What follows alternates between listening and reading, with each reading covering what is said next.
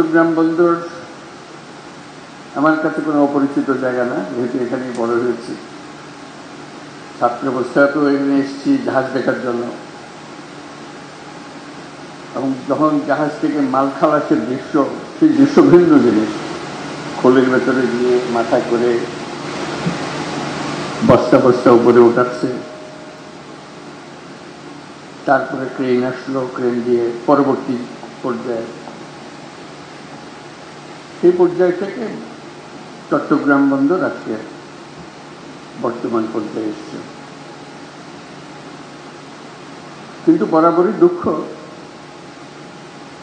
এটার পরিবর্তন এত শ্লথ কেন? দুনিয়ার সব দিকে পাল্টে যাচ্ছে, আমাদের এখানে এটা পাল্টায় না কেন? এটা আজকের প্রশ্ন না। একজন চট্টগ্রামবাসী হিসেবে এই পথে আসা যাবার ক্ষেত্রে দেখা হয়,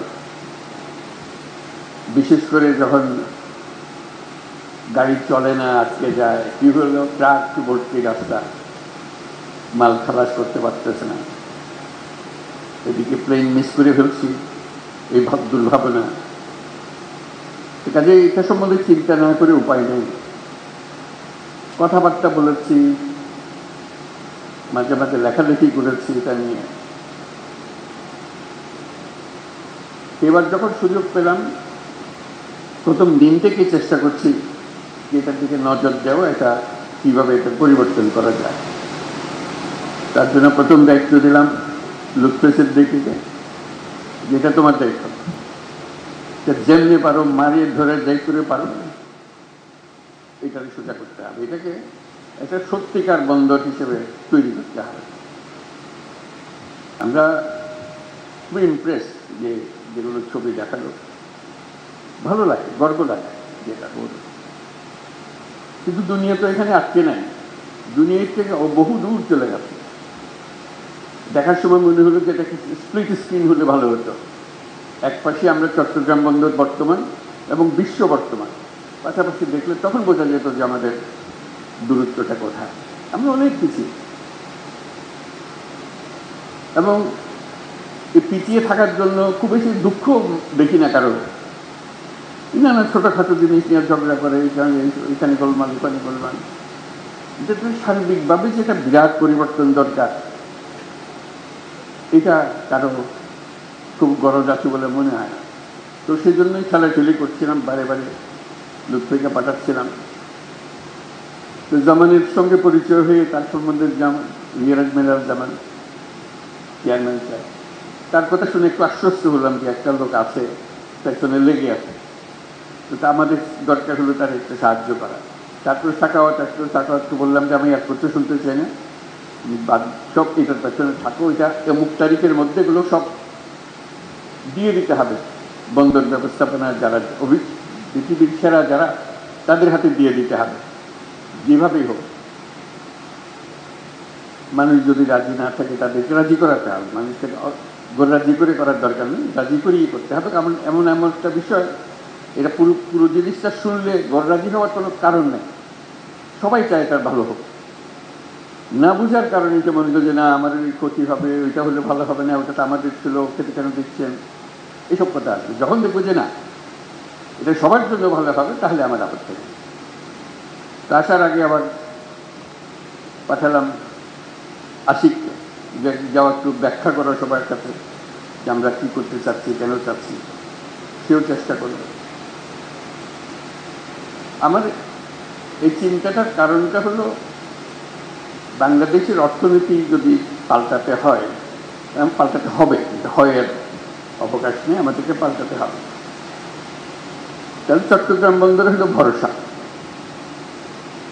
এটাকে বাদ দিয়ে বাংলাদেশের অর্থনীতি নতুন কোনো পাতা, নতুন কোনো অধ্যায়ে প্রবেশ করার কোনো সুযোগ নেই। এই পথ খুলে দিলে বাংলাদেশের অর্থনীতির পথ খোলে। এই পথ না খুললে বাংলাদেশের অর্থনীতি যতই লাফালাফি, ততই ঝাপাঝাপি করো, কিছু হবে না। আমি একজনকে বোঝাচ্ছিলাম যেটা কেন আমি এরকম মনে করছি। আমি বললাম চট্টগ্রাম বন্দরটা হলো বাংলাদেশের অর্থনীতির হৃৎপিণ্ড। এই হৃৎপিণ্ড যদি দুর্বল হয় তুমি ডাক্তার বৈদ্য সব কিছু আনো, মেরামত হবে, কিন্তু চলে না। ছোট্ট একটা হৃৎপিণ্ড, তার মধ্যে হলো রোগাক্রান্ত। এই হৃৎপিণ্ডকে তুমি যতই ঠেলাঠেলি করো এটা নিয়ে বেশি রক্ত সঞ্চালন হবে না। এই নিয়ে যদি আমরা একমত হই যে বাংলাদেশের অর্থনৈতিক হৃৎপিণ্ড হলো চট্টগ্রাম বন্দর, তাহলে ওটার যে সাইজের বন্দর আছে, যে সাইজের হৃৎপিণ্ড আছে, ওই সাইজের চলে না। এই হৃৎপিণ্ড বিশ্ব সাইজের হৃৎপিণ্ড করতে হবে, তাহলে এটা পাম্প হবে, সেটা সারা বাংলাদেশ জুড়ে সেটা সচল হবে। এখান থেকে অর্থনীতি সচল হয়ে তার নাড়ি দিয়ে উপরের দিকে যাবে, সারা দেশ জুড়ে ছড়িয়ে যাবে, আবার সারা দেশের জিনিস এখান দিয়ে বিদেশে চলে যাবে। এটি হলো হৃৎপিণ্ডের কাজ, এটি হলো বন্দরের কাজ। বন্দর আরও আছে, কিন্তু এটা হলো একেবারে কেন্দ্রীয়, সবচেয়ে বড় যে জিনিসটা। এখান থেকে সমস্ত কিছু নিয়ন্ত্রিত হবে। কাজে আমরা বললাম যে পৃথিবীর সারা বন্দর ব্যবস্থাপক যারা আছে তাদেরকে ডাকো। দেখলাম যে আগেই ডাকা হয়ে গেছে, কিন্তু কাজটা হচ্ছে না। আমি বারে বারে সবার কাছে আবেদন করছি, এটা তাড়াতাড়ি করে হবে। যত দিন যাবে আমরা এই হৃৎপিণ্ডকে আর ওইভাবে স্থাপন করতে পারবো না। আমাদের যে সুযোগ আছে, এই সুযোগে আমরা হৃৎপিণ্ডকে ওই সাইজের, যে সাইজে আমরা কল্পনা করি বাংলাদেশের অর্থনীতি দাঁড়াবে, বাংলাদেশের ভবিষ্যৎ পরিবর্তন হয়ে যাবে, এটা পরিবর্তন না করে বাংলাদেশের কোনো অর্থনৈতিক পরিবর্তন সম্ভব না। কাজে আমাদের কাছে এটার পেছনে যেতে হবে। এবং তার সঙ্গে আবার যোগ করলাম, এটা শুধু হৃৎপিণ্ড বাংলাদেশের জন্য না, আশেপাশের দেশগুলোর সঙ্গে সংযুক্ত। যে কারণে নেপালের কথা বললাম, ভুটানের কথা বললাম, 7 সিস্টার্সের কথা বললাম, সবার জন্য হৃৎপিণ্ড একটাই। নেপালের জন্য হৃৎপিণ্ডই নেই, কাজে আমাদের হৃৎপিণ্ড দিয়ে তাকে জ্বালতে হবে। আমরা তাকে সেই সংযুক্ত করতে চাই, এটা আমাদেরও লাভ, তাদেরও লাভ, আমাদেরও লাভ। এটা এমন নয় যে তাদের মেহেরবানি করি, মেহেরবানির বিষয় না। এই হৃৎপিণ্ড যদি সংযুক্ত হয়, সেও লাভবান হবে, আমরাও লাভবান হব। ভুটান যদি এটার সঙ্গে সংযুক্ত হয়, সেও লাভবান হবে, আমরাও লাভবান হব। 7 সিস্টার যদি এটার সঙ্গে সংযুক্ত হয়, তারাও লাভবান হবে, আমরাও লাভবান হব। এই হৃৎপিণ্ডকে বাদ দিয়ে চললে যারা এটাতে বাদ দেবে তারা ক্ষতিগ্রস্ত হবে। রক্ত সঞ্চালন হবে না সেখানে, অর্থনৈতিক সঞ্চালন হবে না সেখানে। এটা আমাদের কারো কাম্য না, তাদেরও কাম্য না, আমাদেরও কাম্য না। আমরা চাই যে সবাই মিলে আমরা এই বন্দর থেকে এই সঞ্চালনটা পাই, শক্তিটা পাই, অর্থনৈতিক শক্তি জেগে ওঠে। আমরা যে আজকে চট্টগ্রাম বন্দরের কথা বলছি, এখানে স্ক্রিনে আমরা দেখছি বন্দরের পরিস্থিতি। আমাদের মতো দেশে আমরা তো একটা বন্দর নিয়ে কথা বলছি, কয়েকটা টার্মিনাল নিয়ে কথা বলছি, তার এরকম 20টা 30টা বন্দর টার্মিনাল ভরে আছে, একদম বিশ্বমাপের, বিশ্ব সাইজে বন্দর এগুলো। সেখান থেকে তাকালে আমাদের কি খুব ক্ষীণ মনে হয়। এই হৃৎপিণ্ড দিয়ে তো রোগী বেশি দিন টিকবে না, টেকানো যাবে না। কাজে এটাকে শক্তিশালী করতে হবে, এমন শক্তিশালী করতে ক্রমাগতভাবে এটা শক্তিশালী করতে হবে। একবার শক্তিশালী করে দিয়ে ওখানে টিকান দিয়ে হবে না। তো সেখানেই আসে আমাদের চ্যালেঞ্জ। যে টিমের কথা বললাম আমরা, লুৎফে, সাকাওয়াত, আসিফের মধ্যে ঢুকালাম, আর যারা এখানে বন্দর কর্তৃপক্ষ, চেয়ারম্যান, তারা সবাই মিলে একটা বড় টিম, যেটা এই পরিবর্তনকে সম্ভব করে। মাঝে মাঝে প্রশ্ন শুনি যে বিদেশিকে দিয়ে দেওয়া হচ্ছে। আপনারা ইন্ডিয়াতে স্বাস্থ্যের জন্য যান না, দলে দলে যান, যখন বন্ধ করে দিয়েছে হাহাকার করতে, কেন যেতে দিচ্ছে না? যেদিকে আমরা এখানে স্বাস্থ্য নাই, স্বাস্থ্যের জন্য শুধু যান। কাগজ উল্টালে দেখা যায় নেতারা সিঙ্গাপুরের চিকিৎসার জন্য যাচ্ছে, ব্যাংককে চিকিৎসার জন্য যাচ্ছে, কিন্তু বন্দর না না এখানে আর কেউ আসতে পারে না। ভাই আমাদের চিকিৎসার দরকার, তো এই হৃৎপিণ্ডের চিকিৎসার দরকার, তাহলে বিদেশি ডাক্তার আনতে হবে, তো উপায় নাই আমাদেরকে সবচেয়ে সেরা চিকিৎসক এটার পেছনে দিতে হবে, যাতে এই হৃৎপিণ্ড বিরাট আকারে আমাদের বানিয়ে দিতে পারে, কোনো সমস্যা যেন আমাদের না হয় কোনো কাজ।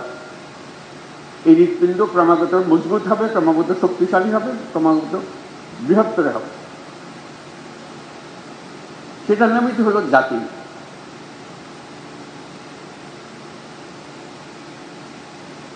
তা না হলে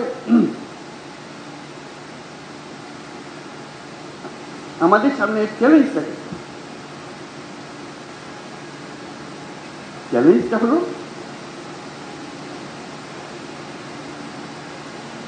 আর 10 রকম জাতি আমাদের মতো অবস্থাতে, উপর থেকে না, আমাদের মতো, আমাদের সেটা অনেক খারাপ অবস্থাতে আমাদেরকে ডিঙ্গিয়ে শত শত মায়ের আগে চলে যায়।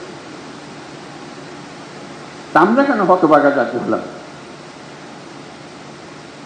এটা পরিবর্তন করতে পারবো না।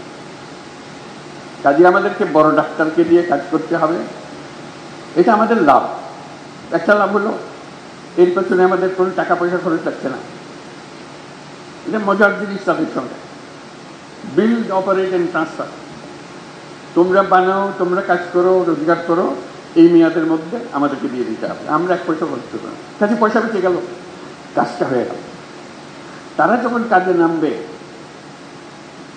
তারা দুনিয়াতে শত শত কোর্ট পরিচালনা করে। ওরা হলো দুনিয়ার সেরা। যাদের কথা আমরা বলছি, যাদের সঙ্গে আমরা কাজ করছি, তারা হলো দুনিয়ার সেরা। যেগুলো বন্দরে যান তাদের মাথা দেখবেন, এই যে এখানে বসে আশেপাশে। কাজে তারা যখন একটা বন্দরের দায়িত্ব নেয়, তারা আমাদের মতো করে বানাবে না। তারা যে পর্যায়ে বন্দর চালায় দুনিয়াতে, কারণ এটা তাদের বন্দর। লিজ যখন দিয়েছি, তারা যখন বানাচ্ছে, এটা তাদের বন্দর, তাদেরকে রোজগার করে টাকাটা উঠাতে হবে।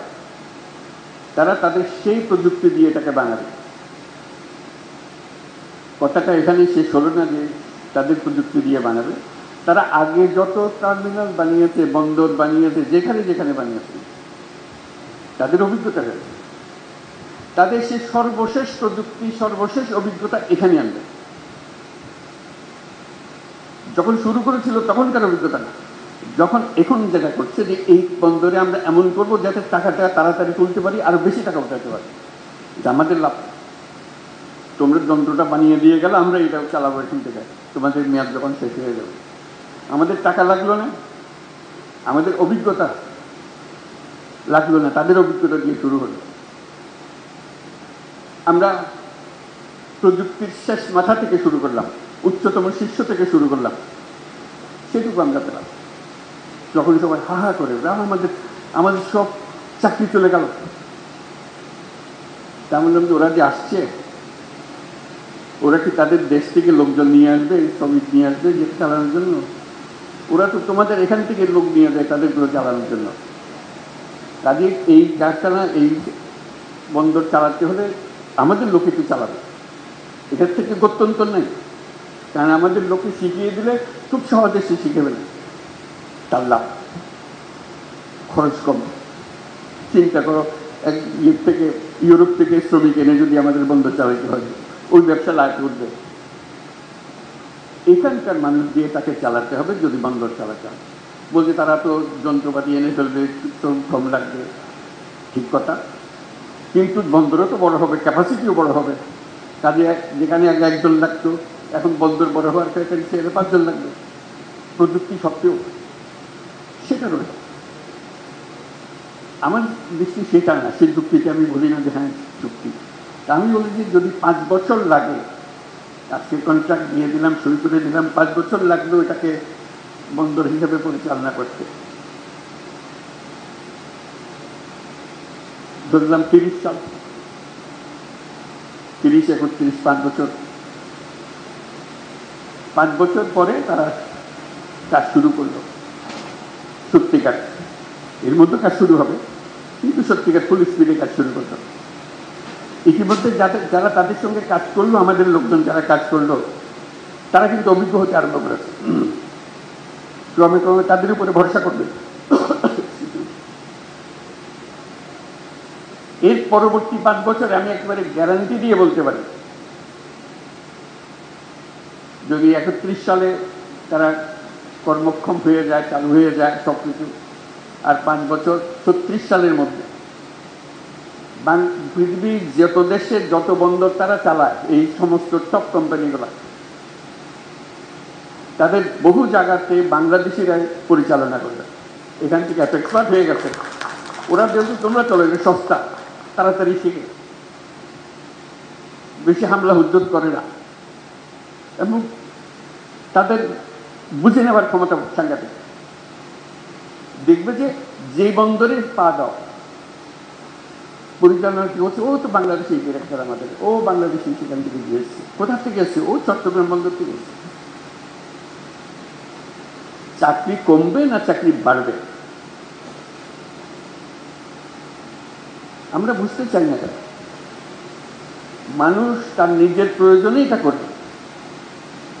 আমাকে দরখাস্ত নিয়ে ঘুরতে হবে না, সে সাজবে যে চলো তোমাকে অমুক জায়গাটা পাঠিয়ে দিচ্ছি, তুমি পরিবার নিয়ে চলো, তুমি আমার বন্দরে এই কাজটা করো, তুমি এখানে খুব ভালো কাজ করেছো। তো যে জায়গাটা খালি হবে সেখানে আরেক বাংলাদেশি আরেকজনের হবে, সে নিজের দেশ থেকে আনে সুবিধা করতে পারবে না, কারণ এরা চটপট শিখে ফেলতেছে। আচ্ছা, বিরাট একটা সুযোগ আমাদের। আমরা আগে যে কোনো জাহাজে চড়ি, জাহাজের নাবিক হলো কোথায়? চাঁদিয়ার নাবিক, সিলেটি নাবিক, এটা আমরা সবসময় জানি। পরে এখন দেখা যাবে যেই বন্দরে নামি, বন্দর পরিচালনায় সব বাংলাদেশি, চাঁদিয়া, নোয়াখালীরা, বরিশাল্লা, যত কথা সব আমাদের দেশি। এটা ছাড়া উপায় নেই তো। আমাদের সেই ক্ষমতা আছে, সেটাকে অবজ্ঞা করে আমরা পাশ কাটিয়ে চলে গেলে আমাদের কপালে আমরা দুঃখ দিলাম। তো সেটাই আমাদের পরিবর্তন। আমরা চাই যে তাড়াতাড়ি কাজটা হোক। সবার কাছে অনুরোধ, সবাই চট্টগ্রাম বন্দরের যে টিম আছে, রিয়ার অ্যাডমিরাল জামান, তার পেছনে আমরা দাঁড়াই। আপনি কি করতে চান আমাদেরকে বলেন, আমরা এই আপনার দলে শরিক হলাম। এই চট্টগ্রাম বন্দর সেরা বন্দর হিসেবে আমরা রাখবো। এই জন্য এটা সেরা না হলে বাংলাদেশের অর্থনীতি ছাড়া হবে না। এই কথাটা আমাদেরকে সবাইকে বুঝতে হবে এবং তড়িৎ সিদ্ধান্তগুলো নিতে হবে, যাতে করে আমরা ওই যে 36 সালের কথা বললাম, যেখানে বাংলাদেশের পৃথিবীর বন্দরগুলো চালাবে, সেই দিনের আমরা অপেক্ষায় থাকলাম। আমি অভিনন্দন জানাচ্ছি চট্টগ্রাম বন্দর কর্তৃপক্ষকে, অভিনন্দন জানাচ্ছি আমাদের সহকর্মী সাকাওয়াত, দৌড়াদৌড়ি করছে সবসময় এটাকে সামনে নিয়ে আসার জন্য, উপদেষ্টা মণ্ডলীর সিদ্ধান্তগুলো চূড়ান্ত করার জন্য। আর যারা লুৎফে, আশিক ও অন্যান্য যারা এর পেছনে শ্রম দিচ্ছে, যাতে কি লোকজনকে বোঝানো যায়, তাড়াতাড়ি অগ্রসর হওয়া যায়। আজকে এখানে দাঁড়িয়ে আমার খুব ভালো লাগলো কথাবার্তাগুলো শুনে, এবং আমি বিশ্বাস করি আমরা যদি দ্রুত চুক্তিগুলো শুরু করে ফেলতে পারি, কাজগুলো শুরু করে করতে হবে। অনেক দিন হয়ে গেল, গত হয়ে গেছে আমাদের, আর অপেক্ষা করার সুযোগ নেই আমাদের। যতদিন অপেক্ষা করবো আমাদের এই হৃৎপিণ্ড এত চাপ পড়বে যে একদিন কলাপস করে যাবে, পারবে না, সহ্য করতে পারবে না। তার থেকে এই অবস্থাতে আমরা ডাক্তারদের হাতে ছেড়ে দিই, তারা আমাদেরকে বানিয়ে দেখাক, আমরা তাদের কাছে শিখে নিই, বুঝে নিই, যাতে করে যেটুকু আমরা পেয়েছি তার থেকে অনেক বহুগুণ বেশি ভালো করতে পারি। যদি বন্দর ব্যবসাতে বাংলাদেশিদের কথা সবাই সব জায়গাতে স্মরণ করে, তারা জানে বন্দর কীভাবে ম্যানেজ করতে হয়। সেই গোপন রহস্য আমরা উদ্ধার করে ফেলতে পারি, যে আমরা জানি বন্দরকে কীভাবে সামাল দিতে হয়। চট্টগ্রাম সওদাগরদের শহর, এই নিয়ে চট্টগ্রামের কাজ হলো সওদাগর, নৌকা নিয়ে, পালতোলা জাহাজ নিয়ে কি কোথায় চলে গেছে, এখানে ভিড়িয়েছে। তার আগে এসেছিল আরবরা, এসেছিল পর্তুগিজরা, এসেছিল, কিন্তু বাংলাদেশে চাকদার লোকই এই বৃত্তি হিসেবে নিয়েছে সওদাগরে।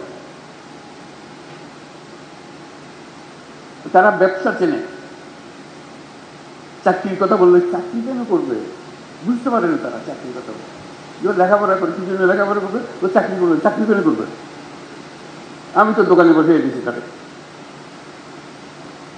আমাদের বাবা মারা আমাদেরকে দোকানে বসে দিয়েছি, আমিও দোকানে বসছি। তারা চিন্তা করেন যে চাকরি বলে একটা জিনিস হতে পারে। তারা সওদাগর, তারা দেশ বিদেশে যাবে, ব্যবসা করবে। যার ছোট জাহাজ, সে ছোট জাহাজ দিয়ে চলে। ছোটবেলায় দেখছি জাহাজ আসতেছে, মাল ভর্তি হয়ে, বেশি করে ধান চাল এগুলো আনতো, বার্মা থেকে আনতো, খালের ভেতরে, পাশের বাড়ির খালের মধ্যে এসছে। এই হলো আমাদের। তা আমাদের রক্ত হলো সওদাগরের রক্ত। আর চট্টগ্রাম হলো এই সওদাগরের পীঠভূমি। এটা ছেড়ে দিলে, এদের হাতে ছেড়ে দিলে দেখবে এটা শুধু চট্টগ্রাম বা বাংলাদেশ না, সারা দুনিয়াতে সেটা তারা করে দেখাবে। নোয়াখালীর লোক, সিলেটের লোক, আজকে সিলেটের মানুষ বিলাতে গিয়ে হলো কেমনে, ওই জাহাজে করে চলে গেছে, রান্না করেছে, ওখানে আগুন দিয়েছে, এই করতে করতে চলে গেছে, সারা দুনিয়াতে ছড়িয়ে গেছে। সেই আমলে যদি তারা এত দুনিয়াতে ছড়িয়ে যায়, আজকে বন্দর ব্যবস্থাপনায় যারা যুক্ত হবে বাংলাদেশে, চিন্তা করেন তারা কোথায় কোথায় যাবে। দুনিয়ার হেন বন্দর রাখবে না যেখানে বাংলাদেশে নেয়, এবং টপ ক্লাস সার্ভিস তারা দেবে। তো সেটাই হলো আমাদের ভবিষ্যৎ, সেটা আমাদের রক্তের ভেতরে আছে, আমাদের ঐতিহ্যের ভেতরে আছে। আমরা যেন এটাকে অবহেলা না করি, আমরা সবাই একমত হই, একযোগে এগিয়ে আসি, যেন আমরা সেটাকে সফল করতে পারি। এবং অল্প কিছু দিনের মধ্যে, দীর্ঘদিন অপেক্ষা করার দরকার নেই, অল্প কিছু দিনের মধ্যে আমরা সেটা করতে পারি। আমাদের অর্থনীতি এটা বিশাল অর্থনীতি হবে যদি আমরা চট্টগ্রাম বন্দরকে বিশাল হৃৎপিণ্ডে পরিণত করতে পারি। আর বাকিগুলো এমনিতেই হাজির হতে আরম্ভ করতে। বন্দর ফ্যাসিলিটি দিলে এই পুরো বিস্তীর্ণ এলাকা, যার রক্ত সঞ্চালন যার এলাকাতে হবে, সেটা পেলে যে কোনো ব্যবসায়ী এসে এখানে বিনিয়োগ করবে। তাকে অনুরোধ করে আনতে হবে না, তার নিজের টানে সে এখানে আসবে যদি আমরা এটা করতে। আমরা ডিজিটালাইজেশনের কথা বলেছি, সব কিছু দরকার, কিন্তু তার আগে স্বপ্নটা দরকার, যেটা আমরা করবই। সেটাই আমাদের আজকের থেকে আমরা এটা করি, সেটার জন্য আমরা সবাই দেখতে পারি যে এটা সচল একটা বিরাট হৃৎপিণ্ডে পরিণত হয়েছে, এবং তার সঙ্গে বাংলাদেশের অর্থনীতি দ্রুত বেগে পরিবর্তিত হতে আরম্ভ করে। সবাইকে ধন্যবাদ।